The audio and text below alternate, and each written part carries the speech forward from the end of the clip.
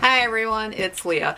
And my question to you today is, who doesn't love oatmeal every single morning of your life? Everybody's family loves it, right?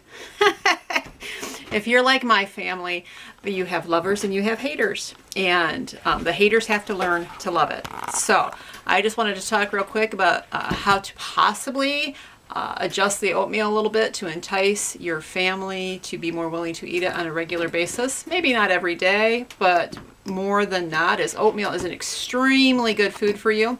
It also is extremely affordable, so you can have a healthy food that is affordable, which is you're a win-win, good for your family and good for your budget. Now, there are several different types of oatmeals. Most of us in America are used to what we call the rolled oats. And on top of that, many are used to what is called the instant oat, which is the little package you go to the store and you get the different flavorings and you put it in your bowl and you pop it in your microwave for however many seconds and it's done. And that is extremely unhealthy for you. If you're going to go through the discipline of eating a healthy breakfast and getting your family to eat it, you might as well go through and get all the nutrients you can from the food. And to make oatmeal from scratch is very easy. It's almost as quick as the instant oatmeal. But even if you don't eat the instant, you probably are more familiar with the rolled oats versus what was called Scottish or there's steel cut oats. The difference in all this is simply how the oat is processed. For this purpose today, we're not going to talk about the steel cut, which is a cut oat, and it's got the whole oat, or the groat is what it's called. Like if you have flour, if you're familiar with grinding flour, you get flour from a wheat berry. Oatmeal comes from groat. Okay, so just remember, groat, it rhymes. But steel cut is cut from the groat, and Scottish oatmeal is also cut from the steel cut, so it's like a breakdown. Where a rolled oat is a steamed oat. They take the groat and they steam it, and they take away part of it and they keep part of it. Then they roll it, and that's why our oatmeal will look flat. This is what we call old-fashioned or whole oat. The next level to this is what we call a quick oat. Again, this is a steamed rolled oat, is processed the same way as the old-fashioned or whole. The only difference with this is it's cut, I believe it's 3 times in the process, so it cooks quicker. Instant oatmeal, the oatmeal in the packet, is actually already cooked and dried again. So that's why it's so quick to do. All right, so again, what I want to do for this video is just talk basic oat. You know, you're used to, if you are used to the packet oatmeal, you wanna try to convert yourself as quickly as possible, convert your family. But there are so many different ways to make oatmeal. And even if you're not putting all the good things in them, like yogurt and kefir and whole milk and nuts and berries, even just the cooking process can make the end product desirable. We've got 6 of us in this house, and 3 of us there has to be 3 different ways for me to cook it. Thicknesses, and Ron won't eat the quick oats. I like the quick oats, but I can eat the whole oats. RJ just prefer not to have anything to do with oatmeal, but he will eat it. And Josiah is the same, except Josiah has a lot of digestive issues, and oatmeal does not always settle well with him in the cooked form. So something to consider if you are wanting your family to eat more oats. It might not be the oatmeal itself, it might just be the texture. Some people don't like super thick oatmeal. I remember a story one time, and I saw this, and I every time I think about it, I shudder. I actually was at somebody's house who was cooking oatmeal, and they were doing it on a paper plate in the microwave, and they were able to cut it with a knife. There's no way I could eat that. Ron likes his oatmeal to where he can almost stand his spoon up straight. That's his preference. I prefer mine thinner. The little ones are kind of in between. They could go either way. So consider those options. If you put oatmeal before your family, maybe it's just the texture. Maybe you need to thin it out. Maybe you need to thicken it up. Cooking with water, of course, is most economical. And it's also at times, depending on what you're adding to it, most helpful. If you don't have good organic milk to add to it, unhomogenized, unpasteurized milk, most often I encourage water in that scenario. But if you do have the good milk, oatmeal is really good. It gives a completely different apparel when you cook it in milk versus cooking it in water. One of the things that makes oatmeal so appealing to many is that it's considered a quick food, and it really is, but there is some forethought that needs to go into it. You should soak your oats before you cook them. It's debatable on how long. I like to soak them the night before. I don't go over an 18-hour period because it has been shown that there are bacteria that will start to develop in the oats after that amount of time. And since my house is usually warm because of the cook stoves, I just put them in to soak before I go to bed, and then cook them shortly after we get up. So the reason that you want to soak your oatmeal is like any grain. God created this amazing seed to protect itself with phytic acid. Phytic acid is not liked by insects, so it's like its own personal insecticide. But our bodies do not digest this very well. In fact, it doesn't digest it. It causes a lot of digestive issues. And since our entire society is bombarded with non-heirloom, ancient grains, and we have lost what we used to soak grains. I mean, that was grandma did that. Well, actually, by now in my generation, great grandma did that. And all the generations before that soaked the grains, and there was a purpose for it, other than a quick cook. The only time I ever soaked grains when I was younger was because I wanted to cook the beans quicker.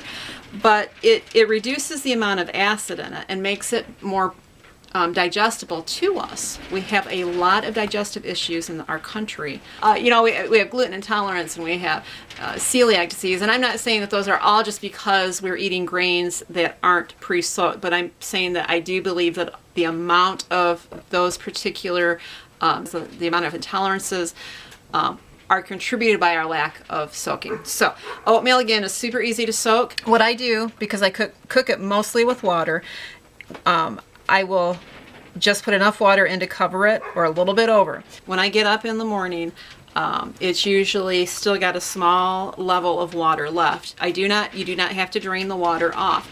I will add a little more water for cooking, and as I cook it and it thickens, then if I want to add milk to, at that point in time, that's when I add my milk. And it doesn't take a lot of milk to water ratio to get a different flavor. But there are things that you can do to create it to be palatably enticing to a variety of palates in your home. And so this is how we do a basic bowl of oatmeal. All right, so this is quick oats, and this would be runny to some folks, and some folks, back to the pastiness or the thickness. I even like mine thinner than this. I don't like it like water, but I do like it if I'm eating this daily. I'm trying to get it 5 days or more a week for months on end. If it's too pasty, it almost just like I can't even swallow it. Where this is a good texture for Ron. He does not like quick oats. He only likes the whole oats, so it has to be whole oats, and this is quick oats.